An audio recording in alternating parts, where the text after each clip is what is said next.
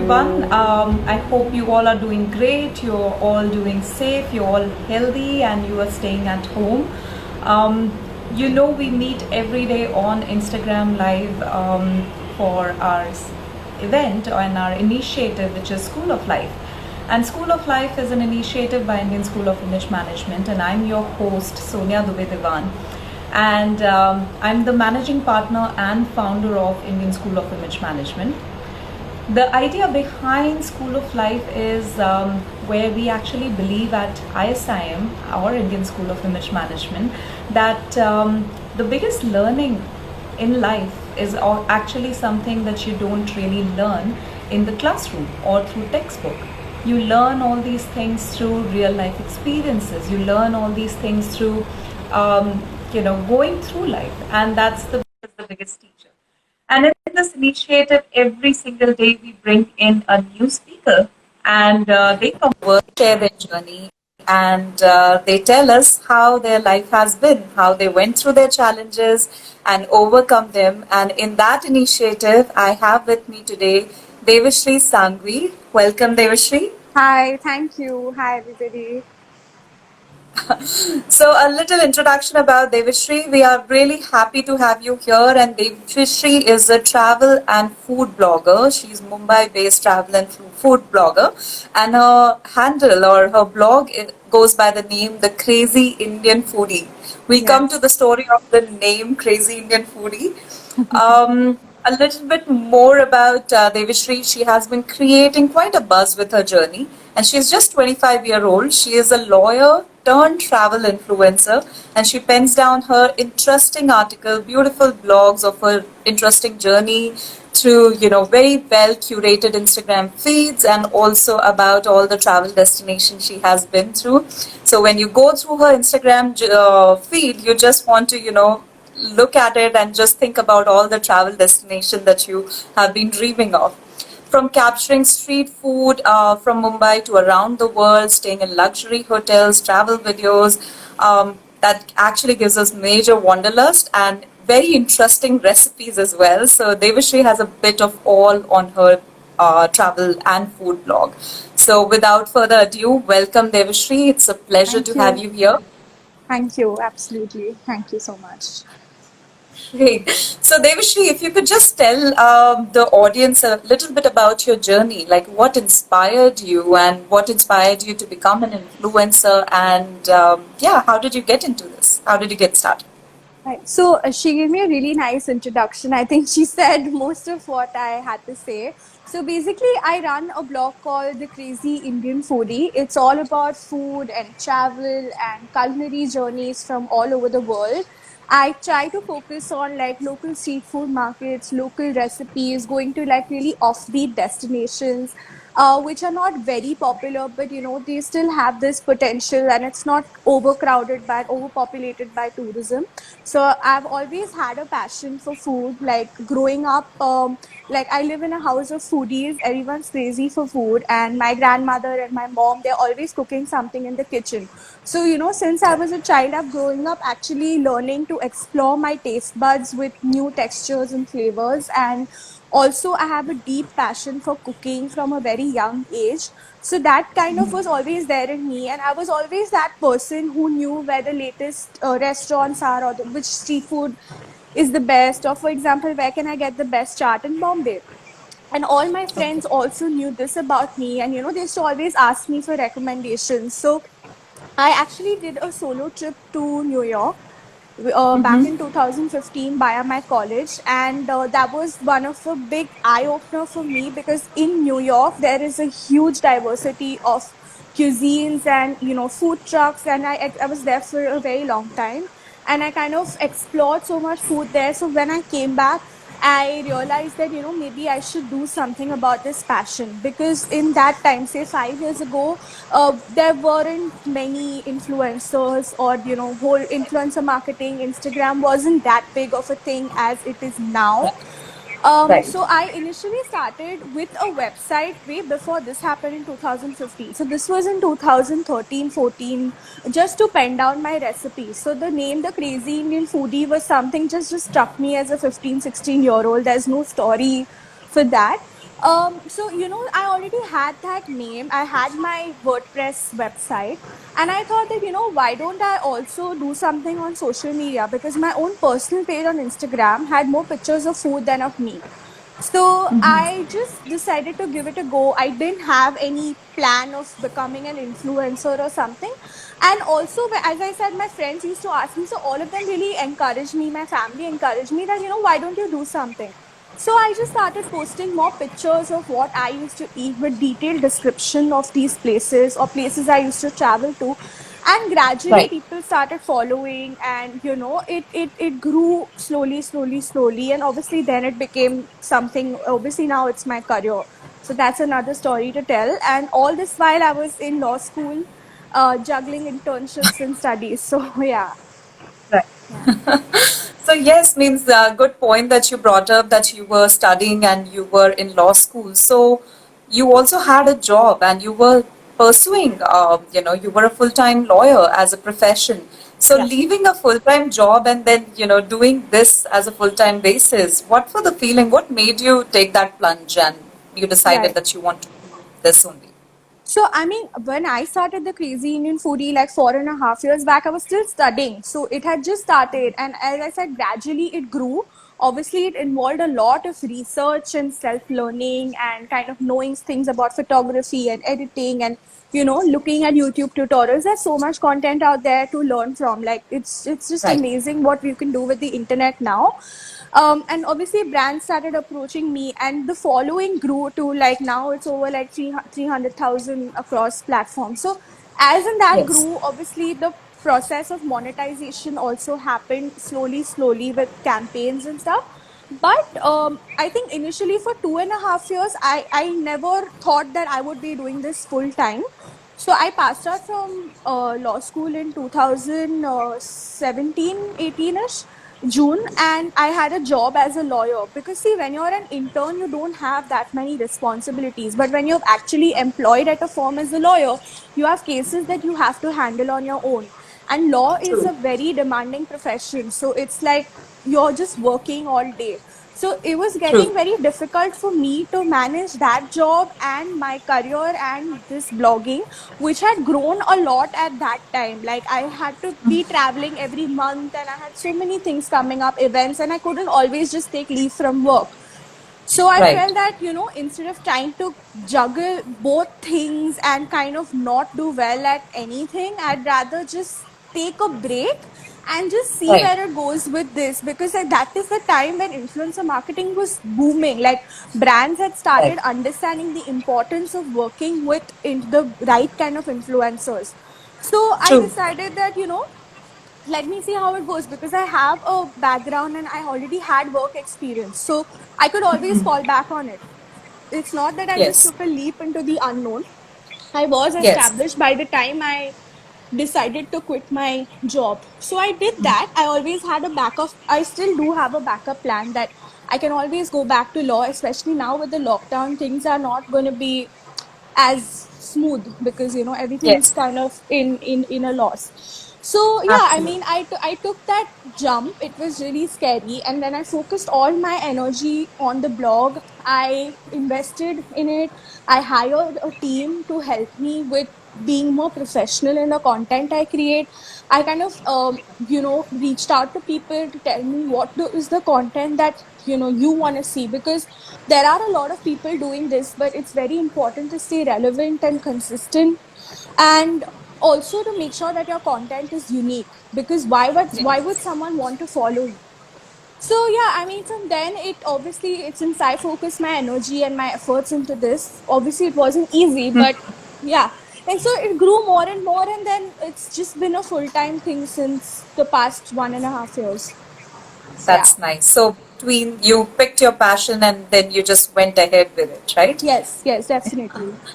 That's great. And Devashri, what we believe at with this initiative at School of Life, and the whole idea is that to share stories like yourself and how to, how people actually pursue their passion, face some challenges, and how they overcome them, and then eventually become success. So, if you can just take us through a few challenges that once you actually took that leap, Was things every time always okay and you were always getting a good traction? Tell us about those, days when you were not really getting what you were trying to and it was not that great at that point of time. I mean, And see, how did you everything. overcome? Sorry, to Yeah, add see, on, I how did mean, you overcome? see, nothing is simple, you know. You have to put effort into everything. And I feel that failures are something that make you grow and you have to face them in order to face reality. Because if I'm always like, oh, I have so many followers and, I'm just going to be on cloud nine, it doesn't work that way. It wasn't easy because I was quitting a stable, well paying job and a good career to go into something completely different that I did have basic idea because I'd been doing this, but in terms of doing it as a career, it's quite challenging because you need to work with international brands, local brands. You need to kind of negotiate with them. You need to pitch yourself sometimes to some campaigns, or probably I want to work with a big brand who hasn't approached me. So to pitch them, I need to have a good profile first. Why would they want to work with me? So, to build Right, that, then also things like photography and editing, because you can't always afford to have somebody do it for you. So I have right, learned everything. I can shoot a video and I can edit it, and I have a team who does it for me. But there are sometimes right, budget constraints. So, I still had to learn it all by myself. And initially, it was a huge issue because I was like technologically challenged. I had absolutely no idea. So, again, researching, investing in the right equipment. Also, there are like right, lots of bad experiences, especially in travel, where you don't come across the right people, or even when it comes to work, you work with brands but they don't pay you for months, right. so there are so many things. It's because at the end of the day, I'm a freelancer, right? I never Yes, know how much money I'm going to. There's no fixed salary, or there's no stability. But I know that I have a good page and I have a good reach, and my work speaks for itself, that I'm stable enough to be able to continue this, and to work with more and more brands. So thankfully, by God's grace, that has been going well for me. I think we have been the only influencer in India to be working with brands like British Airways and Visit Britain twice in the same year, and also lots of global brands like Tropicana and Nestle, and so. Because I feel that it's your work that really speaks for itself. Like, people true. might have millions of followers, but what really matters is the engagement in your content. So it is a daily struggle, again, to be very creative in what you. So every day I have to think of something new. I can't put the Right, same recipe, or I spend 7 to 8 hours in shooting a recipe and another 3 to 4 hours in editing it. So it's right, obviously what you see is a 1 minute snippet of it, but behind that and behind every piece of content that goes out, there is a lot of effort. So that, right. challenges are there, but I think they just teach you to become better at what you do. True, true. Very well said. And all the challenges, that vulnerability that you just shared, especially the idea about the whole bit that influencers are basically freelancers. So you don't have anything that is fixed. You are not sure about what's the amount that's going to come in next month. So planning becomes really important. And that's a very important point, I think, for all our audiences today, that are watching us, and we are getting a few questions. I'm going to take the Yes. questions towards Thank the you, end. Piyush. Yes, I can see that. Yes. All right. Now, when you said about this part of that, you are the only blogger who's doing working with a couple of brands which are international brands. Yes. Tell me, and you also started when there was not a clutter, but now if we look at social Now there media, there is is. such a big clutter. So how do you say, Devishri, that you stand out, or your page or your profile stands out in this entire clutter of all influences? Yeah. So, as I said, I really believe in being consistent in posting. And also, since I've been doing this since so many years, people tend to trust you. And it's not just another page, I also have a very personal connection with my audience. So, people don't think of the Crazy Indian Foodie as just another food page. It's also Right. Devashri doing it, or I'm always replying to comments, I'm replying to DMs, I'm going live, I'm doing polls. So I'm being very interactive with my audience, because I think it's extremely important to have a personal touch to any page. Because you have to give a personality to that, because people forget about you on social media because it's just scroll, scroll, scroll. So, you need to have that connection. Again, your content needs to be good quality. It needs to be engaging. It has to be what your people actually want to see. I can't Right. just tomorrow, start posting about some fashion trend, because that's not relevant to my audience. So, True. it's again a process of trial and error throughout the years and experience, which I've learned, and I know what works for me. And again, I'm constantly interacting with people and kind of I'm always open to criticism and, suggestions. So, yeah, I think that kind of helps us stand out. And we have a mix of content. So, you will Right. find everything from street food to fine dining restaurants to hotels to recipes to destinations. It's always a good blend of these few things together. So it's not going to be one thing. So there's something in it for everyone. So that way. Interesting. Very interesting. And Devashri, tell me, when you just said about this whole idea that you just mentioned that you also have a team, you work with, understanding and learning so much of how to write content, how to do photography. So, how important is it to know all of this to stay relevant in this particular industry?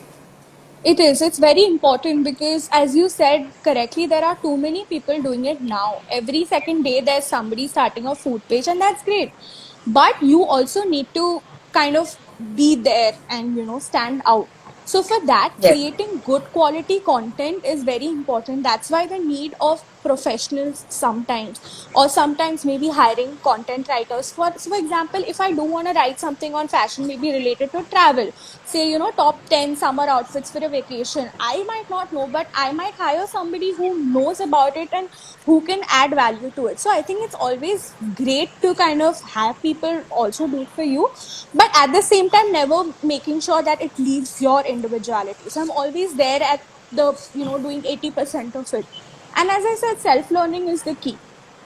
So Right, yeah. right. No, it's very well said. And doing, you need to know, and then you can also get people to do it. So delegation is also very important. But to delegate, you need to know what you want to be done and what Yeah. to get done.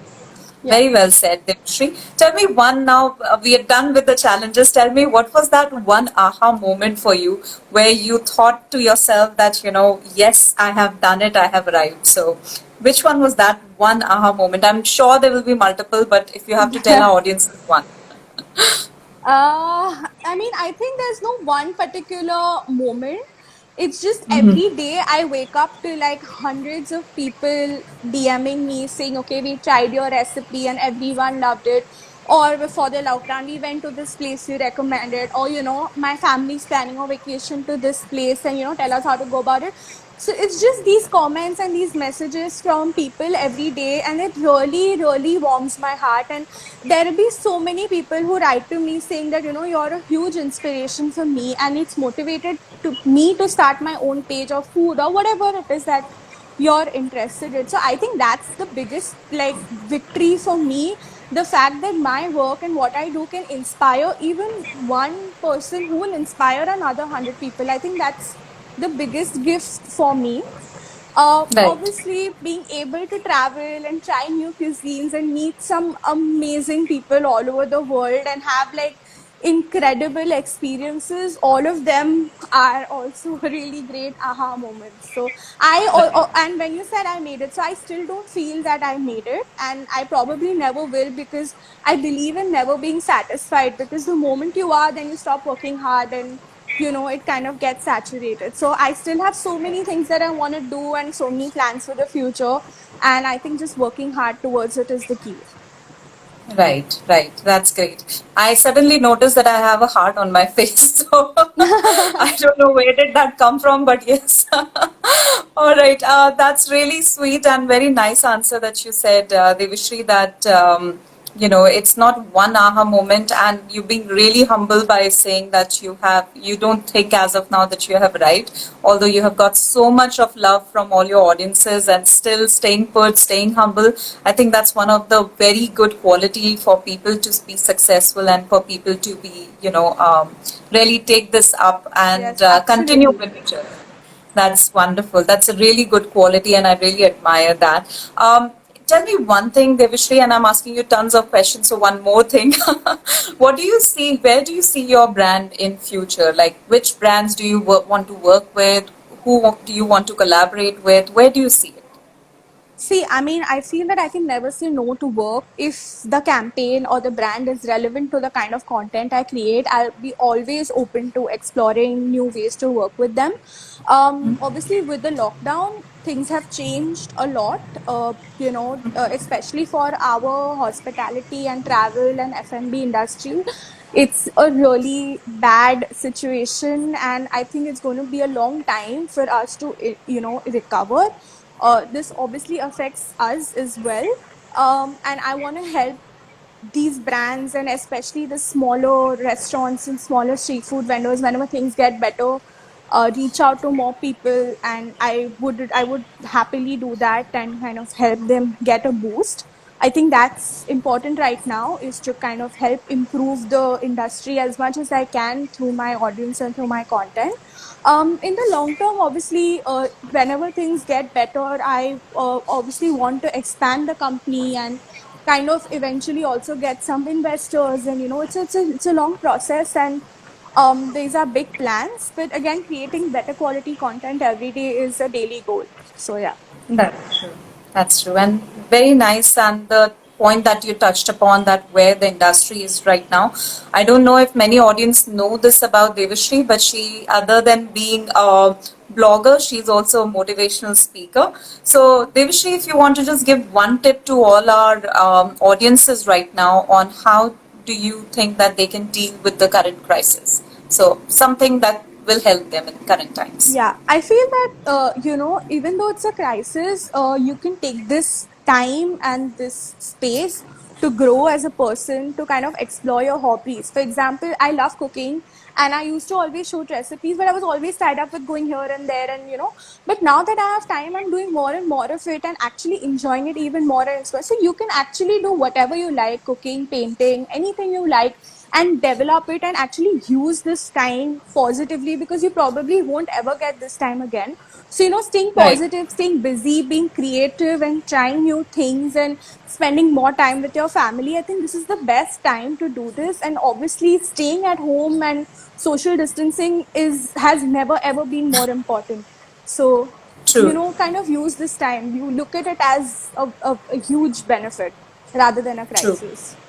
True. So great, the great tip for the audience, and I think audience are loving it. We got getting a lot of claps from them. So thanks for the tip, Devashri. Now I'm going to get into a very interesting segment. This is a rapid fire round. I don't know if I told you about this, but usually all No. my speakers, I just so I just throw in a little quick rapid fire, which will be related to you and your industry and the segment that you are blogging about. So just for having a little fun and just bringing a little laughter moments, because we are talking about life, but life is all about having fun, right? So a quick rapid fire. Brace yourself. I'm bringing in the first Okay. question. Yeah, Okay. and quick answers. Don't think too much. Whatever comes first in your mind, just answer that. Okay, if Okay. you have to pick between, your first question is, if you have to pick between food blogging versus travel blogging, which one would you pick? Travel. Because travel also involves food, right? So I think it's the Yes. best of both worlds. Wonderful. So that's a smart combination you have chosen. All right, your question number two, your favorite travel destination. It's the UK. I mean, including Northern Ireland and Scotland. I've been there like twice last year, and I've been able to explore so much. It's absolutely amazing. Nice. It's a beautiful place. It Really, is really beautiful. absolutely. Between luxury hotel or camp stay, which one would you pick? I prefer luxury hotels because again, that's my niche of writing. So I would say, but also I love camping once in a while. But if given a choice, I would pick the luxury one. Awesome. And your favorite influencer? Oh, right now it's Kusha Kapila. I think she's amazing, and the kind of content she's doing is just incredible. She just makes me laugh all the time. She's amazing. Oh yes, she is. She is phenomenal. She can Yeah, bring anybody, she's make superb. anybody laugh. Yeah, Amazing content. weirdest brand brief you have ever received without disclosing the brand name, but there was this a campaign where I had to bite into, so I had to take two chips and like put them in my mouth and then like make a duck face and take a selfie. So that was really funny. Yeah. Yeah. माँ के हाथ का खाना या restaurant food? माँ के हाथ का खाना every day. Like no matter how much I eat out and travel, I want my dal chawal at home. Like that's my favorite meal. Right. I was wondering why I even asked this question because this goes No, by it has to. No, default. you know, this is the most asked question to me. What's your favorite food? And I Yeah. would all the time, any day say ghar ka khana. That's awesome. Okay, last question to you. What's the best piece of advice you have ever received? So the best piece of advice I've received and I also follow by is that if you have a dream and if you have the knack for it, please work hard and make something of it. Like pursue that. So Pursue that's what your I've been doing. dreams. Yeah. Pursue your dreams. That's great. We're going to take a quick audience question. I think two people asked a question. One is from Madhu, and she asked that do you travel solo or you travel with a group or something like that? So it depends because sometimes the tourism boards they have a +1 or sometimes they don't. But I usually travel with my dad because he's also a part of my team. So we work together and he helps Right. me in the writing and the photography bit. So yeah, it's either with him or I'm in solo with a group of other journalists or something. Yeah. Sounds like a great team. Having that on your team is the best team Yeah. It's ever. a lot of fun. It's a lot of fun. Can only imagine. And this is another one where the question is name 3 ingredients you consciously avoid or eliminate even when the recipes call for it. So I am a vegetarian, so I don't use any fish or meat.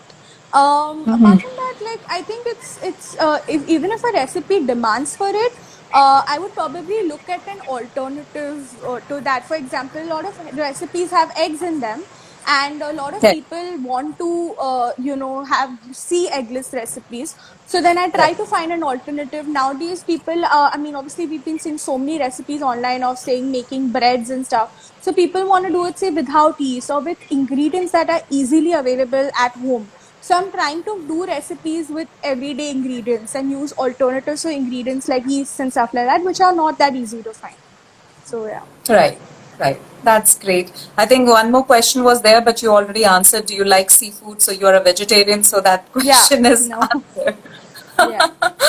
All right. So that was the end of our question, rapid fire question. Now, before we conclude, Devashri, there's always this one question that I always like to ask all my speakers.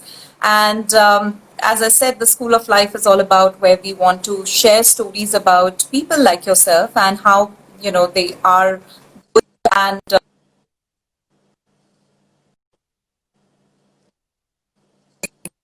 if you have to summarize your story and complete the statement, success comes to those who, how would you complete it?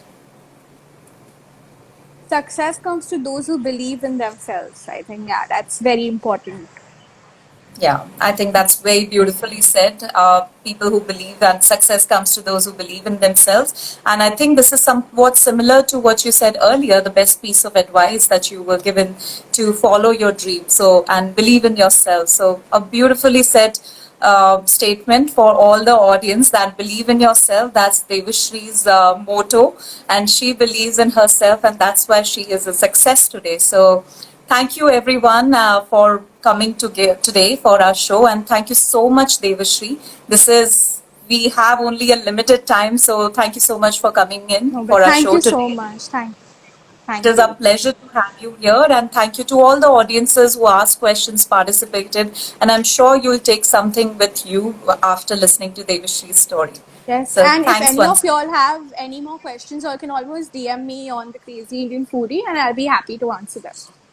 That's so sweet. Thank you so much, Devashri. I'm sure you'll get a lot of questions after saying this, so they will be definitely will reach out to you. Thanks once again. Perfect. Thank you, everyone. Thank you.